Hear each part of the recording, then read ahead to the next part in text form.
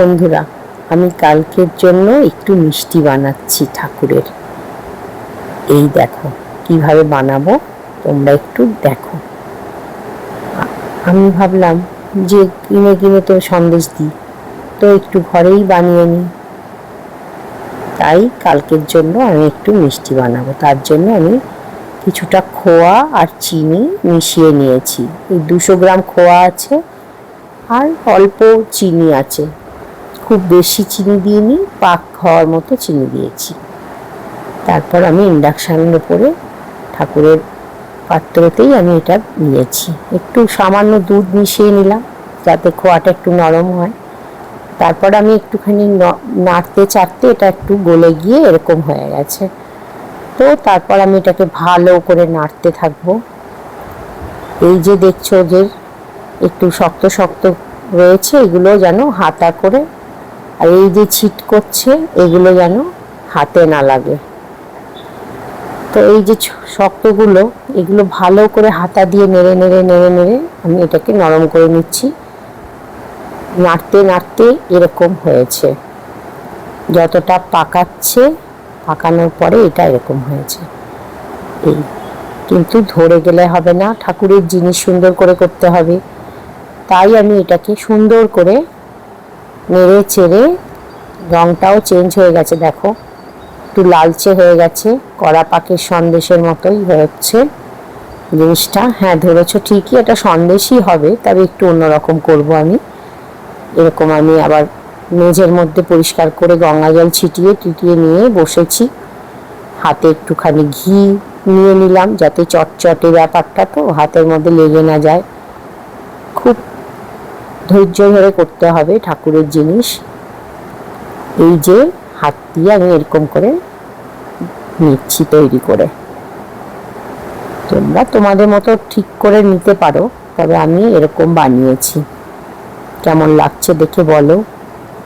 আমার চ্যানেলটাতে একটু লিখে জানিও, তাহলে আমার ভালোই লাগবে। এই জিনিসটা দেখে তোমাদের কেমন লাগছে আমাদের একটু জানাতে ভুলো না। এই দেখো আমি বিভিন্ন রকম ভাবে করেছি, কারণ আমি দুটো হাত লাগাইনি। যেহেতু ঠাকুরের জিনিস, সেই জন্য আমি একটা হাতেই এটাকে করার চেষ্টা করেছি আস্তে আস্তে, সেই জন্য সবগুলো সমান মাপের হয়নি। এইভাবে আমি এটাকে তৈরি করেছি। এটা এখন খুব নরম অবস্থা আছে, কিন্তু আস্তে আস্তে এটা শক্ত হয়ে গেছে। যখন আমি ঠাকুরকে রেস্ট দিই তখন শক্তই থাকে, সুন্দরভাবে এটা রাখা যায়। যেহেতু কড়া পাকের হয়েছে, এটা নষ্ট হয় না। এইভাবে কেউ এভাবেও করতে পারো, যার যেভাবে সুবিধা করো। এটাই করতে হবে এমন কোনো মানে নেই।